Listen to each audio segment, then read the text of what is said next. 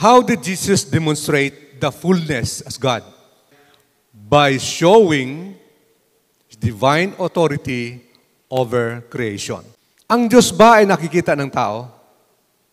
Mula sa Old Testament hanggang ngayon, walang tunay na nakakita ng Diyos. Kaya ipinatunayan ito ni Apostol Juan sa kanyang aklat in John chapter 1 verse 18. Sabi ni Apostol Juan, kailan may wala pang taong nakakita ng Diyos, ngunit siya ay ipinakilala ng kaisa-isang Diyos na lubos na minamahal ng Ama. Sino itong siya? Kung titignan natin, ang pakilala ni Apostol Juan kay Kristo ay salita. Kaya sabi ni Apostol Juan, sa simula, naroon ang salita. Ang salita ay kasama ng Diyos, ang salita ay Diyos. Sinasabi niya sa 14, ang salita ay nagkatawang tao, walang iba, kundi siya ang pinakamamahal ng anak ng Diyos, which is Jesus Christ. So therefore, makikita natin na ang pagka-Diyos ni Kristo ay larawan ng Diyos na hindi nakikita. Nung si Kristo ay nagkatawang tao, dito natin nakikita na siya ang tunay na Diyos as habang siya ay nangangaral sa mundong ito. No? Ngayon, ang pagka-Diyos ni Kristo, hindi yung ang kanyang, nung siya nagkatawang tao, hindi yung katawan niya. Ang larawan ng Diyos na sa kanya ay ang eternal nature. Ang kalikasan ng Diyos. Ang kapangyarihan ng Diyos. No? Ang pagmamahal ng Diyos na makita natin kay Kristo Jesus. Ang pagtatyaga ng Diyos sa pagmamahal sa atin. Yan ang Diyos. Ang walang hanggang kapatawaran na binigay sa atin ng Diyos. Yan ang nature ng Panginoon. Kaya nga, si Kristo, alam niya ang lahat. Si Kristo, makapangyarihan sa lahat. No? Si Kristo ay nasa lahat ng dako bilang isang Diyos dahil siya ang larawan ng Diyos na hindi nakikita. So therefore, ito pa lang sa passage na ito, makikita natin na si Kristo ay talagang Diyos. Siya ang pampanganay na anak at pangunahin sa lahat ng nilikha. So ibig bang sabihin ay si Kristo ay nilikha din?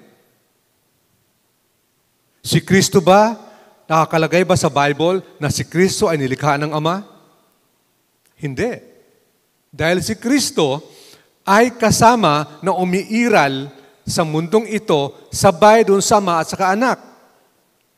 Co-existing being, ibig sabihin, sabay sila nang umiiral dito sa mundong ito na hindi natin alam kung kailan nagsimula at kailan matatapos. So therefore, si Kristo ay hindi nilikha ng Diyos. So bakit sinasabi na siya ang panganay na anak na pangunahin sa lahat ng mga nilikha? So titingnan natin sa verse 16. Ito ang kasagutan ng verse 16. Sabi niya, sapagkat sa pamamagitan niya, sa pamamagitan ni Kristo, ay nilikha ang lahat ng nasa lupa, nasa langit, nakikita man o hindi.